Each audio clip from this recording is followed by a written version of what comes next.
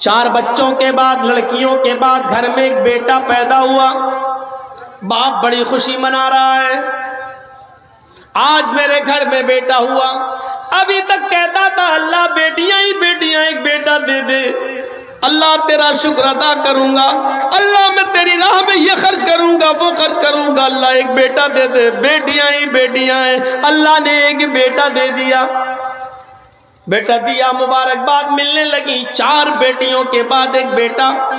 اللہ تیرا کا شکر ہے.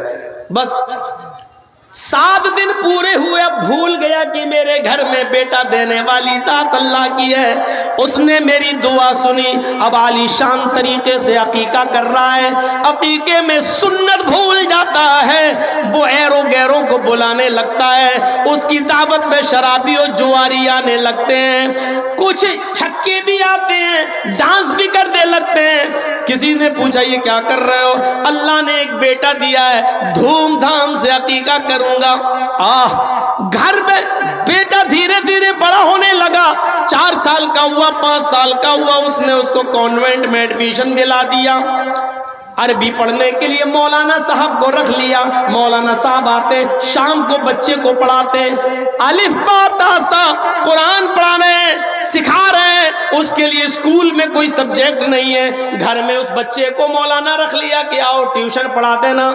کانوینٹ کے بچوں کو ٹیوشن پڑھانے کے لیے میرے بیٹے کو سائنس اور بایو پڑھانے کے لیے جو ٹیچر آتا ہے وہ 5000 روپے مہینہ لیتا ہے. لیکن مولانا صاحب ہمارے بچے کو قرآن پڑھانے آتے ہیں تو 500 روپے دیے جاتے ہیں. یہ ہے قرآن پڑھانے والے مولوی کی قدر و قیمت. اور وہ ہے کانوینٹ کے بچے کو سائنس اور بایو پڑھانے والے کو 5000 روپے دینا.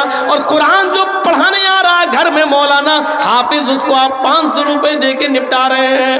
میرے بھائیوں، بچے کا ذہن دیکھ کر مولانا صاحب نے کہہ دیا اس کے باپ سے، آپ کا بیٹا بڑا ذہین ہے، جو پڑھاتا ہوں فوراً یاد کر لیتا ہے. اگر اپنے بچے کو حافظ بنا لو یا عالم بنا لو تو بہت اچھا حافظ بنے گا، بہت اچھا عالم بن کر نکلے گا. مولانا صاحب بھول گئے، اللہ سے دعا کر کر کے بیٹا مانگا ہے. چونکہ وہ بچہ 7-8 سال کا ہو چکا ہے، کانوینٹ میں پڑھ رہا ہے، 3rd اور 4th میں آ چکا ہے. مولانا صاحب کی بات سے باپ غصے میں آ گیا.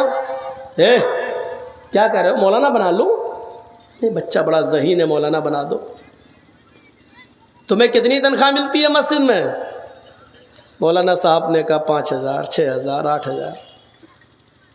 بس یہ بناؤں